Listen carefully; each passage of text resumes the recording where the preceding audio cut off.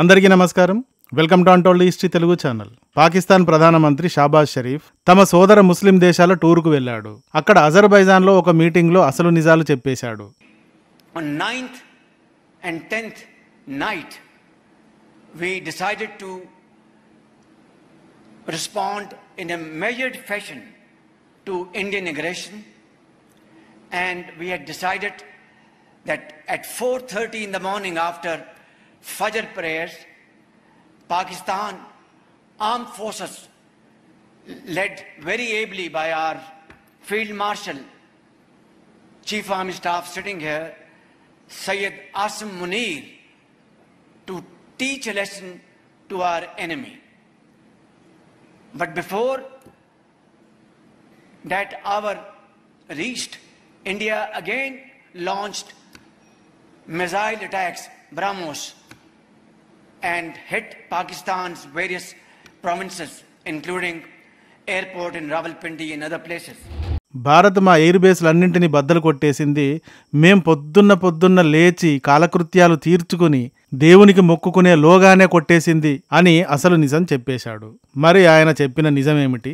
భారత్ ఎలా అలా కొట్టింది? ఇప్పుడు షాబాజ్ షరీఫ్ ఎందుకు ఇలా నిజం చెప్పాడు అనే విషయాలను గురించి ఈ వీడియోలో వివరిస్తాను. వీడియో వెరీ ఇంట్రెస్టింగ్ గా ఉంటుంది. మరి వీడియో రీచ్ కోసం ఒక్క లైక్ ఇచ్చి స్టార్ట్ చేయండి. పాకిస్తాన్ ప్రధానమంత్రి షాబాజ్ షరీఫ్ ఈయనేదో ప్రజలు ఓటు వేసి ఎన్నుకుంటే అయిన ప్రధానేం కాదు. ఎన్నికల్లో గెలిచి ప్రధాని అయిన ఇమ్రాన్ ఖాన్ని జైల్లోకి నెట్టి దొంగదారిలో ప్రైమ్ మినిస్టర్ అయ్యాడు. ఇప్పుడు ఈయన పరిస్థితి ఎలా అయ్యిందంటే, ఇలా అయ్యింది అని చెప్పడం కూడా కష్టమే. భారత్ ఇతడిని అలా కొట్టి ఆ తర్వాత ఇంకా చెడుగుడు ఆడుకుంటోంది. సింధు వాటర్ ఒప్పందం రద్దు చేసి గేట్లు మూసేసింది.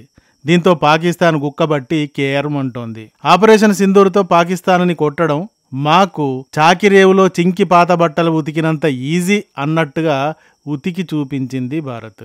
అసలు ఇంకా ఆపరేషన్ సింధూర్ అయిపోనే లేదు రోయ్. మీరు కాస్త తోక లేపారనుకోండి దూరిపోతాం. ఎల్ఓసి లేదు, సరిహద్దు ఒప్పందము లేదు. నీ పాకులోకి దూరి కొడతాం. ఈసారి దెబ్బలు మామూలుగా ఉండవు రోయ్ అని మన వాళ్ళు ఒకరి తర్వాత ఒకరు వార్నింగ్ మిసైల్స్ ని ప్రయోగిస్తున్నారు. దీంతో ఉక్కిరిబిక్కిరైపోతున్నాడు పీఎం కాని పీఎం షాబాజ్ షరీఫ్. అసలే పాకిస్తాన్ మాదాకబలం తల్లే అని అడుక్కు తింటోంది. ఇప్పుడు భారత్ వెనక ముందు చీరేసింది. ఎవరైనా కొత్తగా అప్పిచ్చే వాళ్ళను వెతుక్కోవడం తప్ప మరి పీఎం షాబాజ్కి మరొక ఆప్షన్ ఏది కనబడడం లేదు. ఇక నెమ్మదిగా లేచి విదేశాలకు ప్రయాణం కట్టాడు.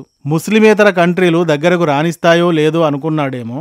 మా మతం మీ మతం ఒక్కటే కదా భయ్యా అంటే ముస్లిం దేశాలు ఏమైనా కరుణిస్తాయేమోనని ముస్లిం దేశాలకు ప్రయాణం కట్టాడు. మొదట 25-26 తేదీల్లో టర్కీలోను, తర్వాత 26-27 తేదీల్లో ఇరానులోను పర్యటించాడు. 27-28 తేదీల్లో అజర్బైజాన్లో పర్యటించాడు. 29-30 తేదీల్లో తజకిస్తాన్లో పర్యటించాడు. పాకిస్తాన్ని పాపమని దగ్గరికి తీసే దేశాలలో నెంబర్ 1 దేశం టర్కీ, నెంబర్ 2 అజర్బైజాన్లు. ఆల్రెడీ టర్కీ తనకు ఉన్నంతలో కొన్ని డ్రోన్స్ ని కాసింత వ్యాపారాన్ని పాకిస్తాన్కి ఇస్తూ వస్తోంది. అజర్బైజాన్ అయితే పాకిస్తాన్ మాలాగే ఒక ముస్లిం కంట్రీ కాబట్టి మేము మద్దతిస్తున్నాం అని ఆపరేషన్ సింధూర్ టైంలో గట్టిగానే ప్రకటించింది. మరి మళ్ళీ ఎందుకు ఈయన టర్కీకి అజర్బైజాన్కి వెళ్ళాడు అంటే, అయ్యా మీరు గతంలో వేసిన బిచ్చం ఎటూ సరిపోలేదు, మళ్ళీ ఏమైనా దానం చేస్తే తప్ప రోజు గడిసే పరిస్థితి లేదు అని అడుక్కోవడానికి వెళ్ళాడన్నమాట.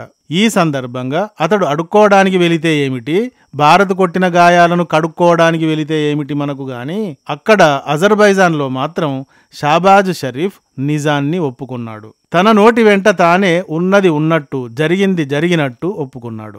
అజర్బైజాన్కి చెందిన లాచిన్ అను ప్రాంతంలో ఒక మీటింగ్లో షాబాజ్ షరీఫ్ ఆపరేషన్ సింధూర్ను గురించి చెబుతూ, మా ఫీల్డ్ మార్షల్ ఆసిం మునీర్ నేతృత్వంలోని మా పాక్ సైన్యం మే 10వ తేదీన ఉదయం ఫజ్ర్ నమాజ్ చేసుకున్న తర్వాత భారత్పై దాడులు చేద్దాము అని నిర్ణయించుకుని కాచుకు కూర్చున్నాం. కానీ అమ్మతోడు భారత్ అసలు మాకు ఆ సందే ఇవ్వలేదు తెలుసా. అరే నమాజ్ చేసుకుంటున్నాం అని కూడా చూడలేదు కదా. మాకంటే ముందే వారి బ్రహ్మౌస్లతో మమ్మల్ని చావ చితకగొట్టింది. గురితప్పని వారి మిసైల్స్ మా వివిధ ప్రావిన్సులలోని ఎయిర్ బేస్లను బద్దలు కొట్టాయి. అరే నూర్ఖాన్ ఎయిర్ బేస్ ఎలాంటిది? రావల్పిండి దగ్గర ఉంటుంది. ఇది ఎంత ముఖ్యమైంది మాకు.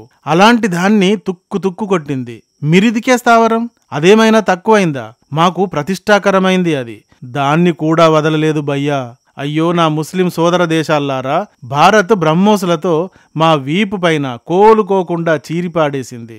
కనీసం 24 ఎయిర్ బేసులు ముద్దయిపోయినాయి తెలుసా అంటూ చెప్పుకున్నాడు. మరి Bharat intelligence, Bharat missiles, Bharat satellite system, Bharat network, Bharat sketch, ఏ నయా భారత్ హై.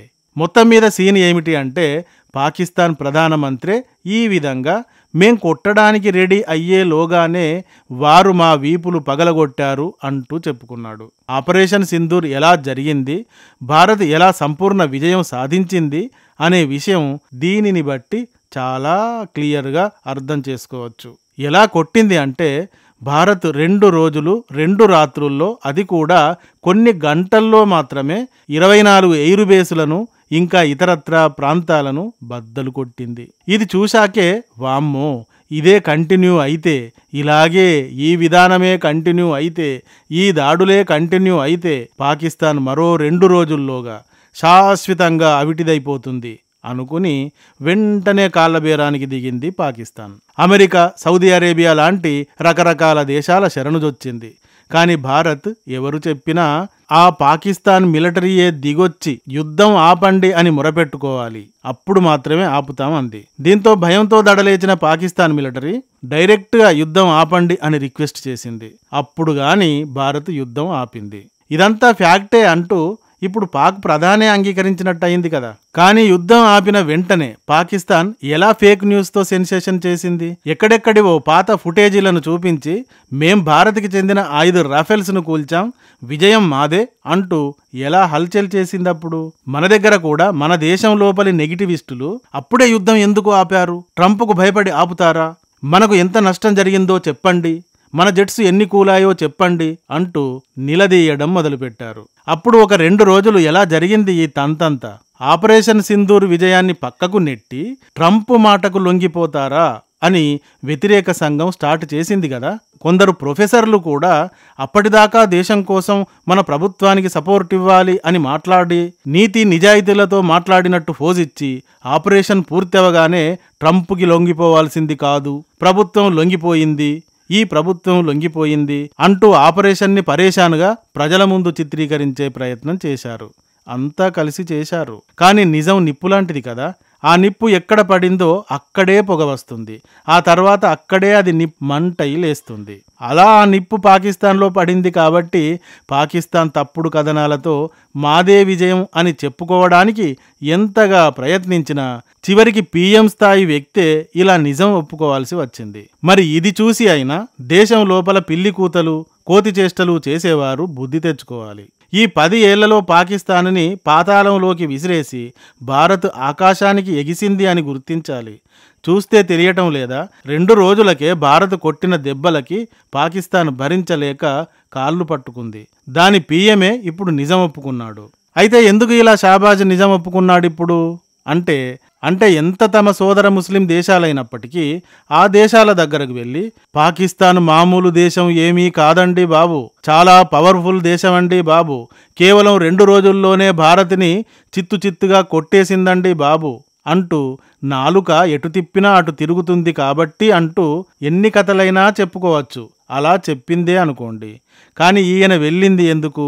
పాకిస్తాన్ భయంకరమైన కష్టాల్లో ఉంది, ఆకలి దప్పికలతో అలమటిస్తోంది, మాకు మీ ముస్లిం దేశాలు తప్ప కరుణ చూపేవారు ఎవ్వరూ లేరు, కాస్త సాయం చేయండి బాబయ్య అని అడుక్కునేందుకే కదా వెళ్ళింది. అలా చెప్పుకోవడానికి బదులు మేమే గెలిచాం, భారత్ని చితగ్గొట్టాం అని వాగారే అనుకోండి, ఒరే బాబు నువ్వింత శక్తిశాలి అయినప్పుడు నీకు సాయం ఎందుకురా దొబ్బెయ్యి అంటారు కదా. అందుకని షర్టు ప్యాంట్లు విప్పేసి ఇదిగో చూడు నా వీపు ఎలా పగిలిందో, ఇదిగో చూడండి నా ఫ్రంట్ ఎలా పగిలిందో అని చూపిస్తే అరే నిజమే కదా, మనవాడే కదా పాపం అని ఇంత దానం చేస్తారు. అందుకని షాబాజ్ తమ ముస్లిం సోదర దేశాలకు వెళ్ళాడు. అక్కడ అజర్బైజాన్లో భారత్ మా ఎయిర్ బేసులన్నింటినీ బద్దలు చేసింది అని బహాటంగా అంగీకరించాడు. ఇక మన భారత ప్రధాని నరేంద్ర మోడీ గారితో సహా అందరూ సింధు జలాలను గురించి గాని ఇంకే విషయం గురించి గాని సింధూర్ ఆపరేషన్ గురించి గాని మీతో మాట్లాడం. కేవలం POKని గురించి, మీరు సృష్టిస్తున్న ఉగ్రవాదం గురించి మాత్రమే మాట్లాడతాం. మా ఆపరేషన్ సింధూర్ ఆన్లోనే ఉంటుంది. తోక లేపారే అనుకోండి, మీ లోపలి దాకా వచ్చి కొడుతుంది అని వార్నింగ్ ఇస్తున్నారు. మరి ఈ షాబాజ్ మాటలను, భారత్ నేతల మాటలను బట్టి భారత్ ఎలాంటి స్టంట్ కొట్టిందో ఈజీగా అర్థమవుతుంది. మరి ఎవరికైనా అర్థం కాలేదనుకోండి, ఇంకా పాకిస్తాన్ రఫేల్స్ను కూల్చింది, మన రఫేల్స్ మన మిరేజులు ఏమైనా కూలిపోయాయా అన్న డౌట్ ఉంటే వాళ్ళు స్వచ్ఛందంగా పాకిస్తాన్కు వెళ్ళిపోవచ్చు. ఈ వీడియో కానీ నచ్చితే ఒక లైక్ ఇవ్వండి. అలాగే ఇంతవరకు మా ఛానల్కి సబ్స్క్రైబ్ చేసుకున్నట్టయితే వెంటనే సబ్స్క్రైబ్ చేసుకోండి. ఇలాంటి వీడియోల నోటిఫికేషన్స్ కొరకు బెల్ ఐకాన్ని కూడా క్లిక్ చేయండి. Thank you for watching.